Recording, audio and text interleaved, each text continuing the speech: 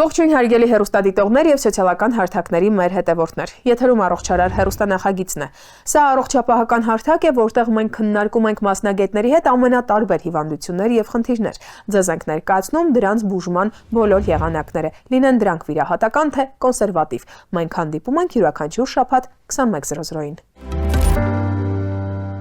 Մենք ապրում ենք այնպիսի մի երկրում, որտեղ ամեն վայրկյան կարող ենք հայտնվել ինչ-որ արտակարգ իրավիճակի առաջ եւ կարիք լինի, որ մենք փորձենք կյանք փրկել եւ ցույց տալ առաջին օգնություն կամ գուցե առաջին բուժօգնություն։ Ես առաջարկում եմ Սուրբ Գրիգոր Լուսավորիչ բժշկական կենտրոնի կրթական ծրագրերի համակարգող Զարա Խուդոյանի հետ հասկանալ առաջին օգնություն թե առաջին բուժօգնություն։ Մենք բժշկուհի, խնդրում եմ ներկայացնել, ինչով պետք է զբաղվենք, որն է մեր անելիքը, առաջին օգնությունը թե առաջին բուժօգնությունը։ Շնորհակալություն հրավերի համար։ Առաջին օգնությունով բոլորս պետք է զբաղվենք, անկախ նրանից, թե ինչ մասնագիտություն ունենք, քանի որ առաջին օգնությունը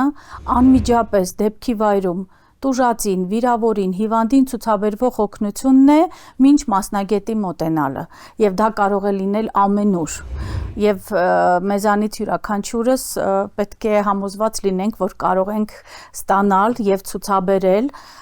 որակյալ առաջին օգնություն։ Իսկ երբ խոսում ենք առաջին բուժօգնության մասին, մենք պետք է հասկանանք, որ բուժօգնություն ցուցաբերվում է միմիայն մասնագետների կողմից եւ առաջին բուժօգնության ժամանակ օգտագործվում են ոչ միայն գիտելիքներն ու հմտությունները, այլ նաև դեղորայք, բժշկական սարքավորումներ, որոնք օգնում են ցուցաբերել անհետաձգելի առաջին բուժօգնություն, որից հետո արդեն ըստ անհրաժեշտության, ըստ ստացված վնասվածքի կամ հիվանդության տեսակի հիվանդը ուղեգրվում է համապատասխան բաժանմունք։ Իսկ առաջի օգնությունը ասելը մենք ինչ պետք է հասկանանք, ինչ է ներառվում այդ գաղափարի մեջ։ Միայն զանգել բժշկական կենտրոն, զանգել ոստիկանություն, համապատասխան կառույցներ, թե կարող ենք ինքնուրույն ինչ-որ օգնություն ցուցաբերել, բացի այն, որ բոլորս հավաքվենք, օդը փակենք։ Շնորհակալություն հարցի համար, շատ կարևոր հարց է։ Իրոք, առաջին օգնությունը ունի իր հստակ ծավալը եւ առաջին օգնության նպատակն է պահպանել տուժածի կյանքը, փորձել կանխել հետագա վատթարացումը, օգնել բարելավել վիճակը տուժածի եւ պաշտպանել անօգնական տուժածին, այսինքն եւ սխալ օգնությունից եւ ականատեսներից, որոնք սիրում են նկարահանել եւ տարածել այդ կադրերը։ Առաջին օգնության ծավալի մեջ մտնում է անվտանգությունը։ Խոսենք դրա մասին, որ յուրաքանչյուր անձ, ով փորձում է ցուցաբերել առաջին օգնություն, նա պետք է մտածի առաջինը իր անվտանգության մասին, տուժածի անվտանգության մասին եւ դեպքի վայրում գտնվող մարդկանց անվտանգության մասին։ Պետք է հիշել, որ եթե դեպքի վայրը վտանգավոր է եւ տուժածի համար եւ օգնողի համար, մենք պետք է սպասենք, զանգահարենք եւ սպասենք ծառայություններին, մեր ՆԳՆ փրկարար ծառայությանը, որը որ հնարավորության դեպքում արագ կգա դեպքի վայր եւ կդարձնի, կփորձի օրինակ, եթե հրդեհը մարելուց հետո մենք միայն կարող ենք մտնել դեպքի վայր։ Բայց եթե կան այնպիսի վտանգներ, որոնք կարող ենք մենք վերացնել, օրինակ հաղորդալար կարող է ընկած լինի տուժածի վրա, փրկարարը, այսինքն մարդը, ով փորձում է ցուցաբերել առաջին օգնություն, պետք է զննի դեպքի վայրը, գնահատի իրավիճակը եւ տվյալ դեպքում նախապես պետք է անջատի այդ լարը վարդակից, այնուհետև նոր մոտենա տուժածին կամ հիվանդին եւ օգնի նրան։ Պետք է նշել, որ պետք չի մոտենալուց միանգամից փորձել շարժել, փորձել տեղափոխել, որտեղ ոսկե կանոն կա, ցանկալի է առաջին օգնություն ցուցաբերել դեպքի վայրում, նոր այնուհետև տեղափոխել տուժածին։ Միայն այն դեպքերում, որ դեպքի վայրը վտանգավոր է, եթե ունեք հստակ հմտություններ, նոր կարելի է տուժածին առանց առաջին օգնություն ցուցաբերելու տեղափոխել եւ օգնությունը ցուցաբերել այլ վայրում։ Իսկ ինչ միջոցառումներ կան, որոնք այդ պահին կարելի է կիրառել որպես առաջին օգնություն։ Հստակ կան հմտություններ, որոնք ցանկալի է, որ մենք կարողանանք կիրառել, ունենանք այդ գիտելիքն ու հմտությունը, դրա համար պետք է սովորել։ Ես ուզում եմ նշել, որ դեպքի վայրում, բացի նրանից, որ մենք անվտանգությանը պետք է հետևենք եւ ապահովենք, պետք է կարողանանք ներկայանալ, ստանալ, եթե տուժածը գիտակից է, համաձայնությունը, իհարկե դա անհատույց մարդասիրական գործողություն է առաջին օգնությունը, բայց ամեն դեպքում վիրավորը, տուժածը եւ այն մարդը ով կարիքի մեջ է այդ պահին ինքը պետք է ձեզ թույլ տա, որ դուք ցուցաբերեք, քանի որ դուք մասնագետ չեք այդ պահին։ Եվ թույլտվություն ստանալուց հետո նոր կարելի է մոտենալ եւ կատարել որևէ գործողություններ։ Եթե տուժածը անգիտակից է, այստեղ մենք իհարկե թույլտվություն հարցնել չենք կարող, բայց մենք պետք է կարողանանք ապահովել շնչուղիների անցանելիությունը, այսինքն կառավարել շնչուղիները կամ փորձել դիրք տալ, որի ժամանակ բերանում եղած հեղուկների կամ փսխուկի արտահոսքը կապահովենք եւ կապահովենք շնչուղիների անցանելիությունը։ Եթե ունենալով հստակ գիտելիքներ ու հմտություններ հասկանում ենք, որ տուժածի մոտ չկա շնչառություն, չկա գիտակցություն եւ չկա սրտի աշխատանք, այստեղ մենք պետք է ունենանք հմտություններ սիրտոքային վերակենդանացման, այսինքն պետք է կարողանանք դա կատարել, որտեղ դա նույնպես մտնում է առաջին օգնության ծավալի մեջ։ Եվ այսօր մեր քաղաքում արդեն կան ավտոմատիկ էլեկտրոդեֆիբրիլատորներ եւ գիտելիքները ինչպես օգտագործել դա նույնպես շատ կարեւոր են, որտեղ կան իրավիճակներ, որտեղ դեֆիբրիլատորի օգտագործումը 50% եւ ավել մոտ 70% բարձրացնում է տուժածի փրկվելու հնարավորությունը։ Արյունահոսություն դադարեցնել, նախնական վերքերի մշակում, առաջին օգնությունը վերքերի այրվածքների ժամանակ օտար մարմնի, եթե որևէ օտար մարմին կա մարդու մարմնի որևէ մասում, նույնպես պետք է գրագետ կարողանալ կառավարել։ Ես ուզում եմ ասել, որ այսօր դաշտը բաց է եւ շատ տեղեկատվություն կա, թե համացանցում, թե կան հստակ դասընթացներ, որոնք տրամադրվում են տարբեր կազմակերպությունների կողմից, բայց մի բանը հստակ է, որ ցանկալի է որակյալ գիտելիք ստանալ եւ ձևավորել հմտություն եւ հմտությունը ցանկալի է կրկնել յուրաքանչյուր 6 ամիսը մեկ, որովհետեւ առաջին օգնությունը ամեն դեպքում հմտություններ են, որոնք պետք է կատարել։ Ինչը որ մեզ մոտ ստացվում է մանիկենի վրա, մյուս պարագայում էլ ամենօրյա մեր կյանքում մենք փորձում ենք դրանք անել։ Առաջարկում եմ ցույց տանք մեր հեռուստադիտողներին մանրամասն այն գործողությունների շարքը, որոնք դուք թվարկեցիք սրտանոթային վերակենդանացման դեպքում, դիրքեր ընդունելու պարագայում, որպեսզի շնչուղիներում անցանելիություն ապահովենք, այս պահին դիտենք տեսանյութը, որից հետո վերադառնանք տաղավար եւ շարունակենք մեր զրույցը։ Տուժածին հայտնաբերելուց հետո պետք է կատարել առաջնային զննում, առաջնային զնման տակ մենք հասկանում ենք տուժածի գիտակցության ստուգումը, շնչառության ստուգումը, շնչուղիների անցանելիությունը եւ շնչառության ստուգումը։ Այդ 3 գործողությունները ես հիմա ցույց կտամ տուժածի վրա, թե ինչպես մենք պետք է կատարենք։ Եթե տուժածը չի արձագանքում, ապա պետք է ստուգենք նրա շնչառությունը, բայց նախապես պետք է բացենք շնչուղիները, ինչպես նաև պետք է նայենք տուժածի բերանի մեջ, հնարավոր է այնտեղ լինի օտար մարմին կամ սննդի ինչ-որ մնացորդ։ Մի ձեռքը դնում ենք ճակատին, մյուս ձեռքով ֆիքսում ենք կզակը, զգուշությամբ սահեցնելով գլուխը ետ ենք տանում, բացում ենք փոքրինչ բերանը, այնուհետև իջնում ենք տուժածի դեմքի մոտ եւ 3 զգայարանի օգնությամբ ականջով լսում ենք, այտով զգում ենք եւ հայացքը գցում ենք որովայնին, հասկանալով կրծքավանդակի շարժումներ կան թե ոչ, տուժածը շնչում է թե ոչ, 3 զգայարանով լսելով, զգալով, տեսնելով շնչառությունը մենք հասկանում ենք, որ տուժածը ունի գիտակցության խանգարում, անարձագանք է, չի արձագանքում, բայց շնչում է։ Այս պարագայում մենք չենք կարող թողնել տուժածին մեջքի վրա պառկած, պետք է շրջենք նրան վերականգնողական դիրքի բերենք։ Ձեր կողմի ձեռքը բարձրացնում եք վերև, ձեզանից հեռու գտնվող ոտքը 2 ձեռքով ֆիքսում եք, ծալում եք, թաթը մտցնելով ծնգի տակ, ֆիքսում եք, ազատ ձեռքով բռնում եք տուժածի ձեզանից հեռու գտնվող ձեռքը,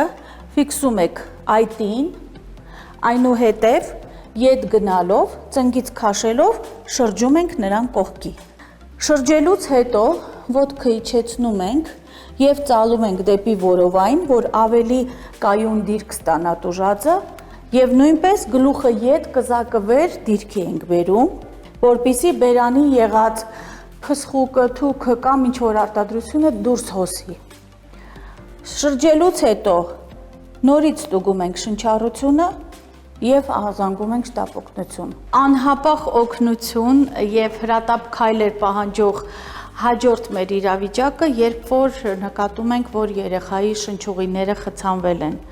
Խցանվել կարող են թե անհամապատասխան սննդի մնացորդով, թե փոքրիկ մասնիկներով, խաղալիքներով, թե կենցաղային որևէ առարկաներով, որը երեխան ազգուշությամբ տարել է բերանը, եւ այդ փոքրիկ սղլիկ խաղալիքների մասնիկները կամ սննդի կտորը կարող են գնալ եւ փակել շնչուղիներ, այսինքն խցանել շնչուղիները։ Եվ այս իրավիճակում կողքի գտնվող մարդիկ, ծնողը կամ այն մարդիկ, ովքեր տեսնում են, պետք է շատ արագ ձեռնարկեն գործողություններ, որոնք ուղղված են շնչուղիների բացմանը։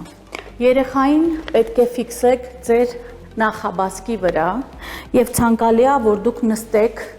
որպեսզի ձեր դիրքը լինի կայուն։ Երեխայի դիրքը պետք է լինի այնպես, որ գլուխը ավելի ցածր լինի մարմնից։ Այս իրավիճակում մենք պետք է կատարենք 5 հարվածներ թիկունքին, թիակների մեջտեղում։ 1, 2, 3, 4, 5 Հարվածներից հետո երեխային տեղափոխում ենք զգուշությամբ հաջորդ ձեռքի վրա եւ կրծքավանդակի մեջտեղում կատարում ենք սեղմումներ 1, 2, 3, 4, 5 Հաջորդաբար կատարում ենք այս երկու գործողությունները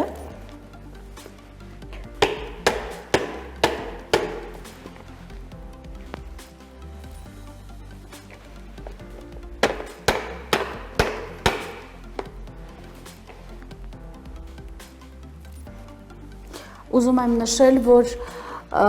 օտար մարմինը կարելի է հեռացնել բերանից միմիայն այն ժամանակ, երբ որ օտար մարմինը մենք տեսնում ենք եւ երեխային ցանկալի է, որ պահենք բերանքսի վայր, նոր հեռացնենք օտար մարմինը, որովհետեւ այս դիրքում հեռացնելուց մենք կարող ենք անզգուշությամբ օտար մարմինը կամ սննդի մնացորդը հրել ավելի ներքև եւ շնչուղիները խցանել։ Եթե մեր գործողությունները չեն ավարտվում օտար մարմնի դուրս գալով կամ շնչուղիների մասնակի համենայն դեպս բացումով, ապա մենք պետք է կատարենք սիրտօքային վերակենդանացման գործողություններ։ Երեխայի թիակների տակ պետք է դնենք որևիցե գործված, մեզ պետք է այնպիսի դիրք տալ երեխային, որպիսի շնչուղիները հնարավորինս բաց լինեն, այսպես կոչված հոտոտելու դիրքը, եւ մենք թիակների տակ դնելով որևիցե գործված, ապահովում ենք այս դիրքի ստանալը։ Գործողությունները սկսում ենք 5 ներփչումից, երեխայի պարագայում ներփչումը կատարում ենք քիթ բերան հատվածով, բայց ներփչվող օդի ծավալը պետք է լինի ձեր այտերում տեղավորվող օդի քանակով։ 1, 2, 3, 4, 5 Այնուհետև կրծքավանդակի մեջտեղում սկսում ենք կատարել սիրտօքային վերակենդանացման գործողություններ։ 2 մատով ենք այս պարագայում կատարում, սեղմումները պետք է լինեն 2 մատով համաչափ,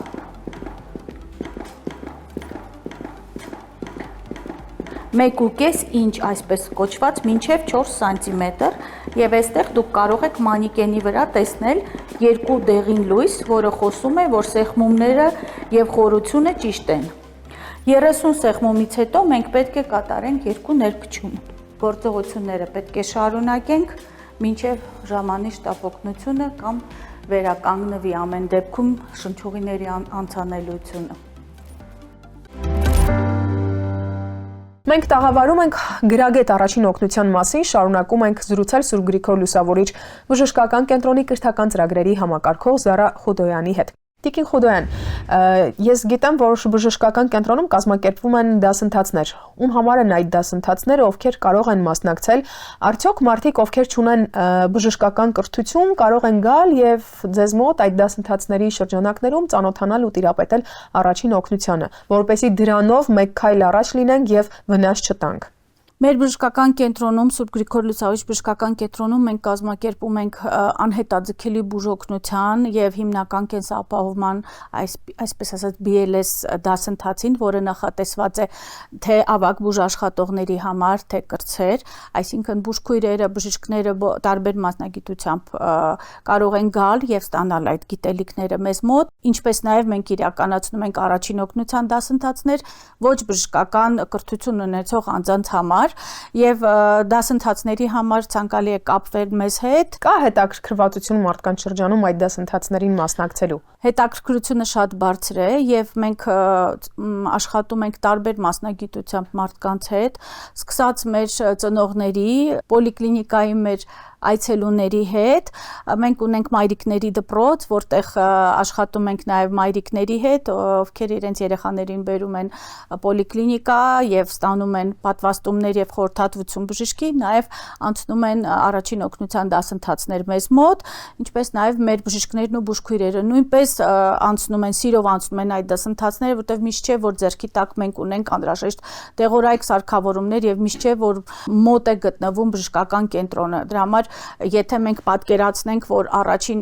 ընդհանուր օգնությունը բուրգի նման, բուրգի ներքևում գտնվում են մարդիկ, ովքեր որ ցուցաբերում են առաջին օգնություն, դրանք այն մարդիկ են, ովքեր դեպքի վայրում են, եւ առաջին օգնությունը առաջին 10-15 րոպեվա ընթացքում այն բոլոր գործողություններն են։ Այնուհետև շտապ օգնության ծառայությունն է եւ հիվանդանոցի անհետաձգելի բուժօգնության բաժանմունքն է։ Շնորհակալ եմ շատ գրագետ տեղեկատվության համար, տաղավարում առաջին օգնության մասնագետ Զարա Խուդոյանն է։ Այսպիսին էր առողջարարն այս շաբաթ։ Հետևեք մեզ, որպեսզի լինեք տեղեկացված եւ պաշտպանված։ Ցտեսություն։